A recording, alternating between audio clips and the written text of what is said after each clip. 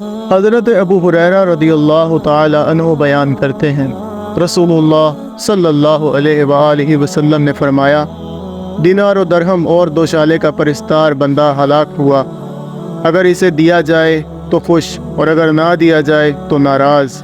وہ ہلاک ہوا اور ذلیل ہوا، جب اسے کانٹا چبھے تو وہ نکالا نہ جائے۔ خوشحالی ہو اس شخص کے لیے جو اللہ کی راہ میں اپنے گھوڑے کی لگام تھامے ہوئے ہے، اس کے بال پراگندہ اور پاؤں گرد آلود ہیں۔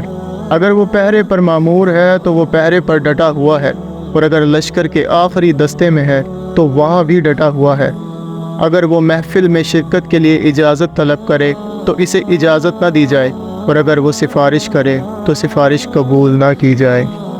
حضرت سیدنا ابو سعید خدری رضی اللہ تعالی عنہ سے روایت ہے کہ رسول اللہ صلی اللہ علیہ وآلہ وسلم نے فرمایا، مجھے اپنے بعد تمہارے متعلق جس چیز کا اندیشہ ہے وہ یہ ہے کہ تم پر دنیا کی رونق اور اس کی زینت کا دروازہ کھول دیا جائے گا۔ ایک آدمی نے عرض کیا، اللہ کے رسول، کیا خیر برائی کو ساتھ لائے گی؟ آپ خاموش رہیں حتیٰ کہ ہم نے گمان کیا کہ آپ پر وحی اتاری جا رہی ہے۔ راوی بیان کرتے ہیں، پھر آپ صلی اللہ علیہ وآلہ وسلم نے اپنے چہرہ مبارک سے پسینہ صاف کیا اور فرمایا، وہ سائل کہاں ہے؟ گویا آپ نے اس کی تعریف کی۔ آپ صلی اللہ علیہ وآلہ وسلم نے فرمایا، خیر شر کو ساتھ نہیں لائے گی۔ بے شک موسم ربیع جو چارہ اگاتا ہے، اس سے وہ بعض چارہ جانور کو مار ڈالتا ہے، اپھارا کر دیتا ہے یا ہلاکت کے قریب کر دیتا ہے۔ البتہ سبز گھاس کھانے والا جانور کھاتا ہے حتیٰ کہ اس کے کوکھ نکل آتے ہیں۔ وہ سورج کی طرف رخ کر کے جگالی کرتا ہے، گوبر کرتا ہے اور پیشاب کرتا ہے، اور وہ دوبارہ چرنے چلا جاتا ہے اور دوبارہ سبز گھاس کھاتا ہے۔ یہ مال سرسبز و شاداب شیریں ہے۔ جس نے اسے اپنی ضرورت کے مطابق لیا اور اسے اس کے حق کے مطابق خرچ کیا تو وہ بہترین مددگار ہے، اور جس نے اسے اپنی ضرورت کے بغیر حاصل کیا تو وہ اس شخص کی طرح ہے جو کھاتا ہے لیکن سیر نہیں ہوتا، اور وہ مال روز قیامت اس کے خلاف گواہی دے گا۔ عمر بن عوف رضی اللہ تعالی عنہ بیان کرتے ہیں، رسول اللہ صلی اللہ علیہ وآلہ وسلم نے فرمایا، اللہ کی قسم، میں تمہارے متعلق فقر سے نہیں ڈرتا، لیکن مجھے تمہارے متعلق اس بات کا اندیشہ ہے کہ تم پر دنیا فراخ کر دی جائے گی جیسے تم سے پہلے لوگوں پر فراخ کی گئی تھی، پھر تم اس کے متعلق ویسے ہی رغبت رکھو گے جیسے انہوں نے اس کے متعلق رغبت رکھی تھی، اور وہ تمہیں ہلاک کر دے گی جیسے اس نے انہیں ہلاک کیا تھا۔ حضرت سیدنا ابو ہریرہ رضی اللہ تعالی عنہ سے روایت ہے کہ رسول اللہ صلی اللہ علیہ وآلہ وسلم نے دعا فرمائی، اے اللہ، آل محمد صلی اللہ علیہ وآلہ وسلم کو صرف اتنا رزق عطا فرما کہ ان کے جسم و جان کا رشتہ برقرار رہ سکے۔ ایک دوسری روایت میں ہے، بقدر کفاف، یعنی گزارا لائق روزی عطا فرما۔ حضرت سیدنا عبداللہ بن عمر رضی اللہ تعالی عنہ بیان کرتے ہیں، رسول اللہ صلی اللہ علیہ وآلہ وسلم نے فرمایا، اس شخص نے فلاح پائی جس نے اپنے رب کی اطاعت کر لی اور اسے بقدر ضرورت رزق عطا کیا گیا، اور اللہ نے جو اسے عطا کیا اس پر اس نے قناعت اختیار کر لی۔ حضرت سیدنا ابو ہریرہ رضی اللہ تعالی عنہ بیان کرتے ہیں، رسول اللہ صلی اللہ علیہ وآلہ وسلم نے فرمایا، بندہ کہتا ہے میرا مال میرا مال، حالانکہ اس کا مال فقط 3 صورتوں میں ہے، جو اس نے کھا کر ختم کر دیا، یا پہن کر بوسیدہ کر دیا، یا اللہ کی راہ میں دے کر ذخیرہ کر لیا، اور جو ان کے علاوہ ہے وہ تو اسے لوگوں کے لیے چھوڑ کر جانے والا ہے۔ حضرت سیدنا انس رضی اللہ تعالی عنہ بیان کرتے ہیں، رسول اللہ صلی اللہ علیہ وآلہ وسلم نے فرمایا، میت کے ساتھ 3 چیزیں جاتی ہیں، ان میں سے 2 واپس آ جاتی ہیں اور ایک اس کے ساتھ باقی رہتی ہے۔ اس کے گھر والے، اس کا مال اور اس کے اعمال اس کے ساتھ جاتے ہیں، اس کے گھر والے اور اس کا مال واپس آ جاتے ہیں، اور اس کے اعمال اس کے ساتھ باقی رہ جاتے ہیں۔ حضرت عبداللہ بن مسعود رضی اللہ تعالی عنہ بیان کرتے ہیں، رسول اللہ صلی اللہ علیہ وآلہ وسلم نے فرمایا، تم میں سے کون ہے جسے اپنے وارثوں کا مال اپنے مال سے زیادہ پسند ہے؟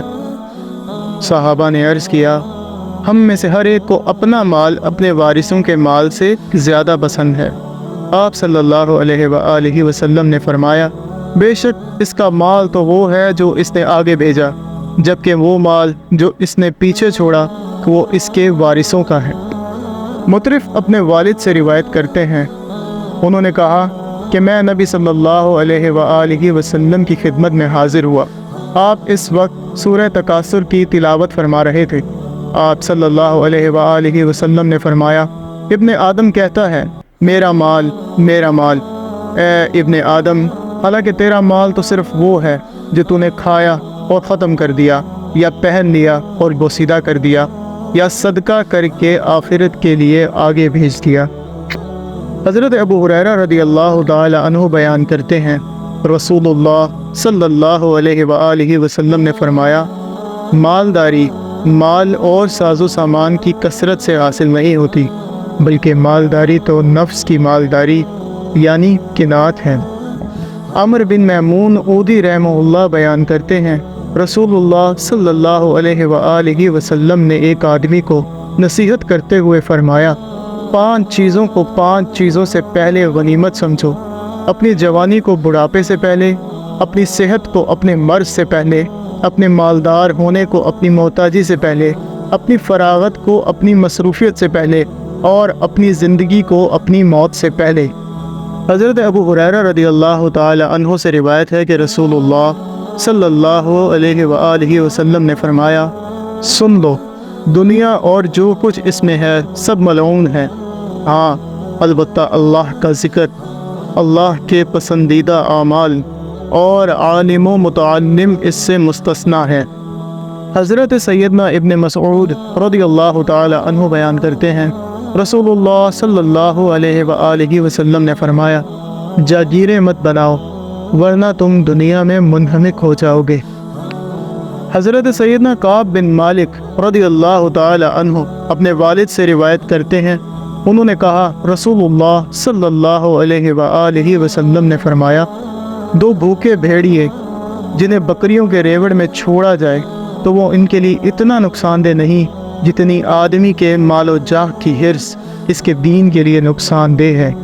حباب رضی اللہ تعالی عنہ رسول اللہ صلی اللہ علیہ وآلہ وسلم سے روایت کرتے ہیں، آپ صلی اللہ علیہ وآلہ وسلم نے فرمایا، مومن جو بھی خرچ کرتا ہے تو اس پر اسے اجر ملتا ہے، لیکن اس نے جو خرچ اس مٹی پر یعنی ضرورت سے زائد خرچ کیا اس پر اسے اجر نہیں ملتا۔ حضرت انس رضی اللہ تعالی عنہ سے روایت ہے کہ رسول اللہ صلی اللہ علیہ وآلہ وسلم ایک روز باہر تشریف لائے اور ہم آپ کے ساتھ تھے۔ آپ نے ایک اونچا سا قبہ دیکھا تو فرمایا، یہ کیا ہے؟ آپ کے صحابہ نے عرض کیا، یہ ایک انصاری شخص کا ہے۔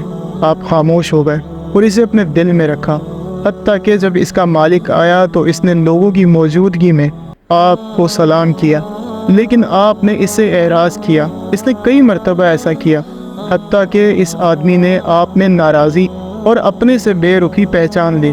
اس نے اپنے ساتھیوں سے وجہ دریافت کی اور کہا، اللہ کی قسم میں رسول اللہ صلی اللہ علیہ وآلہ وسلم کو ناراض محسوس کرتا ہوں، لیکن وجہ ناراضی معلوم نہیں۔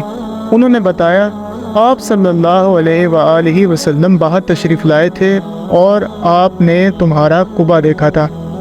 وہ آدمی اپنے قبے کی طرف گیا اور اسے گرا کر زمین کے برابر کر دیا۔ پھر ایک روز رسول اللہ صلی اللہ علیہ وآلہ وسلم باہر تشریف لائے تو آپ نے اس قبے کو نہ دیکھا تو فرمایا، قبے کو کیا ہوا؟ صحابہ نے عرض کیا، اس کے مالک نے آپ کی بے رخی کی وجہ ہم سے دریافت کی تو ہم نے اسے بتا دیا، بس اس نے اسے گرا دیا۔ آپ صلی اللہ علیہ وآلہ وسلم نے فرمایا، سن لو، ہر عمارت جس کے بغیر گزارا ہو سکتا ہو وہ اپنے مالک کے لیے وبال ہے۔ حضرت سیدنا عثمان رضی اللہ تعالی عنہ سے روایت ہے کہ نبی صلی اللہ علیہ وآلہ وسلم نے فرمایا، انسان کو ان 3 چیزوں رہائش کے لیے گھر، سطر ڈھانپنے کے لیے کپڑے اور روٹی پانی کے سوا کسی چیز کا حق نہیں۔ حضرت ابن مسعود رضی اللہ تعالی عنہ سے روایت ہے کہ رسول اللہ صلی اللہ علیہ وآلہ وسلم ایک چٹائی پر سو گئے۔ جب اٹھے تو آپ کے جسد اطہر پر اس چٹائی کے نشانات تھے۔ ابن مسعود رضی اللہ تعالی عنہ نے عرض کیا، اللہ کے رسول، اگر آپ ہمیں حکم فرمائے تو ہم آپ کے لیے نرم بستر تیار کر دیں۔